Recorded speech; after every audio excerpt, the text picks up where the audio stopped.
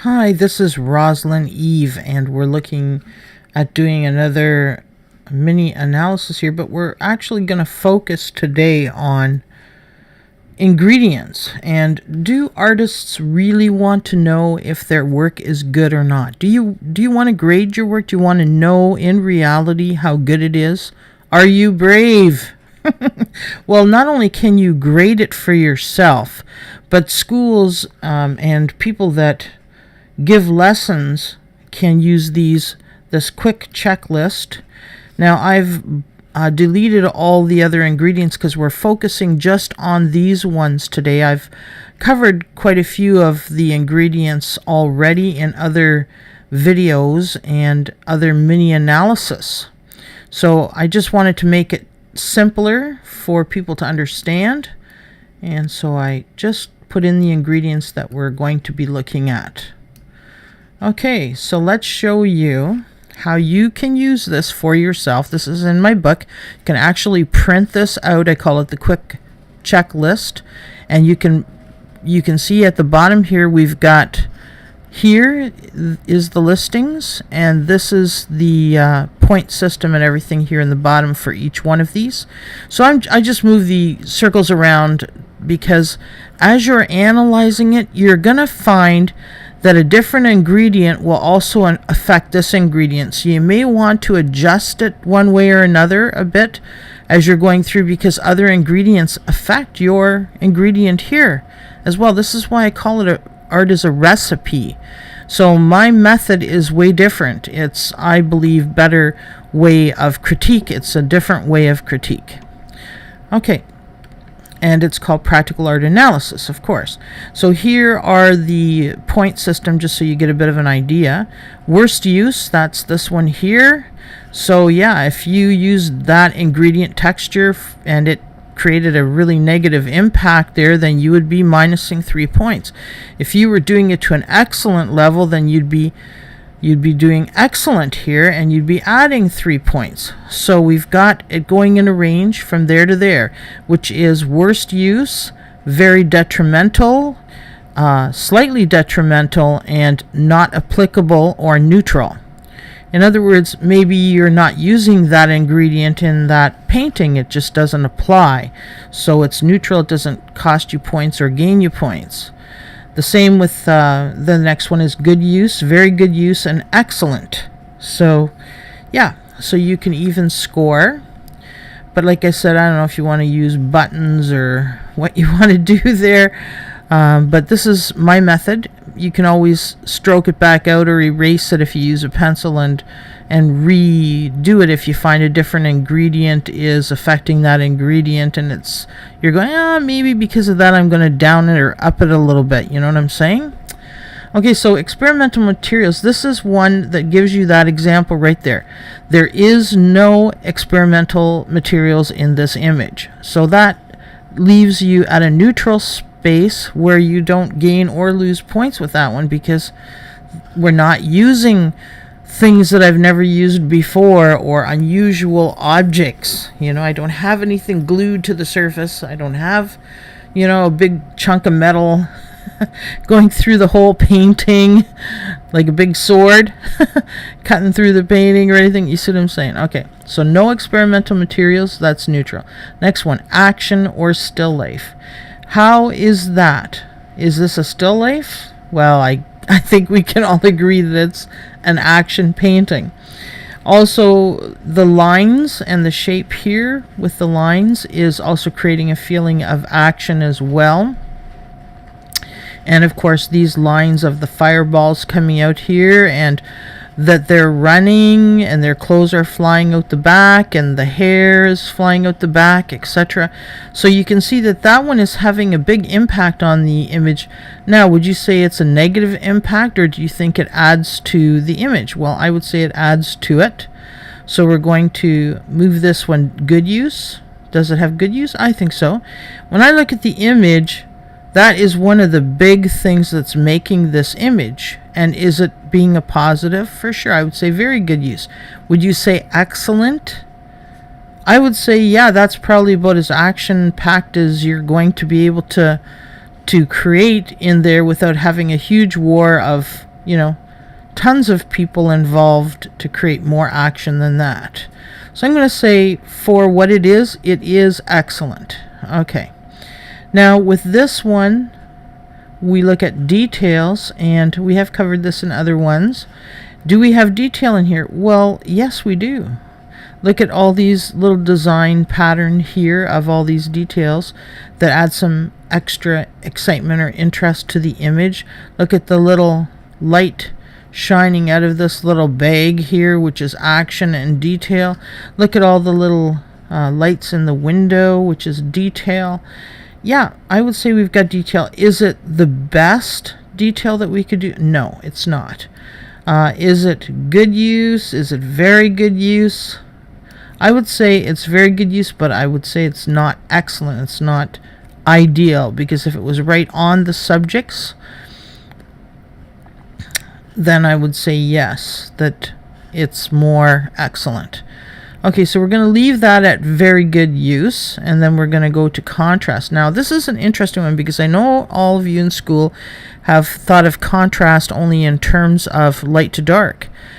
This is not true. In my book, contrast is everything. Contrast can be many of the other ingredients, I guess is what I'm saying. So, for example, you've got the contrast of action to still life. This is a still area, and this is an action area. So contrast has been used very well, because the still part, it draws attention to the action part. So contrast was actually used well there. Okay, how else is it used? Well, from light to dark. If we had, in the light to dark grayscale here, you can see we've got a contrast of really dark and really light together, so it makes it much more exciting. So we've got really good contrast with that as well. And we've got good contrast of busy to non-busy space, because there's all of this over here and here that is not busy. So it highlights the busier space having non-busy space. You see what I'm saying? Okay, so what I'm saying is I'm just using some of those as examples that contrast is a lot of things. Okay, so you'll look at that as an ingredient because it's added to and enhances your other ingredients. They all add together and enhance each other. Okay, so contrast, I would say yes. I would say there's nothing that's been contrasted that is harming it, but I wouldn't say it's absolutely perfect, because we could have other ingredients here that, could be like, for example, we are a little overdone on the texture, but we did that to try and balance out the fact of the light to dark area, that there's really not light over in this zone to sort of, it's side heavy, I guess would be a good way of saying it. See, this is all side heavy on this half with all this quantity of light. And there should be at least a little bit more mass of light over here to balance that out. So then what we did was we tried to make it more exciting over here by using texture. So that has helped the image out by adding texture. So is it perfect? I would say no, it isn't. And light to dark, like I said, is not perfect either. It's very good. It might be, considered somewhere in here, but I would say probably very good. Definitely not excellent. And I would say reference points. Now this one is interesting. You're going to go, oh, what's reference points, Ross? Well, reference points can be a lot of things. If you've got a bush view and you're taking a photo or whatever, and or using that as a reference, well, unfortunately, there could be a telephone pole there that you want to Photoshop out or crop out or what have you, because it's a reference point you don't want. Well, that would be a worst use of a reference point. Good use would be things like, let's say you're taking a photo of your model and it's in front of a beautiful church or a beautiful, exotic location with a building, then that's a reference point behind you. People go, oh, I know where that is. That's the CN Tower or whatever. You know what I'm saying? Okay, well, this is a reference point here because they are in reference to this location, And if this was a real location, like in outer space or a different planet that they're on or different dimension, whatever, then this would be a reference point. So yes, we have included reference points, and you know that you're not familiar with this location because, hey, I don't think you've been to the planet there that has 2 moons like that, right? Okay. Okay, so that leaves texture. And you can see that we have used texture here, here, and on the planet. And so I would say that texture is used. Texture is used.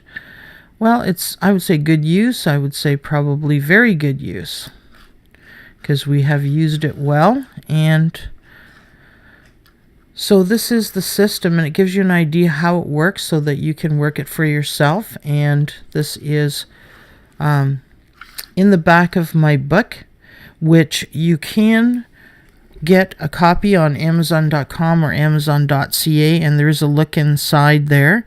It starts out pretty basic and simple, and then it gets more in depth as you go through the book. And then also, oh yes, if you would like me to email you a copy of my book, I can do that for $20, or if you want it put on USB drive and mailed to you through your land mail, I can do that, including shipping, for $30. So there's options. And currently, if you want to hire my services to do this for you, and if you want just the mini analysis, which you can see examples of on my other videos, it's $15 currently, like at this time. Or if you want the full entire version of this, then it's $55 per image, including this chart and everything, and suggestions and everything how to improve your work.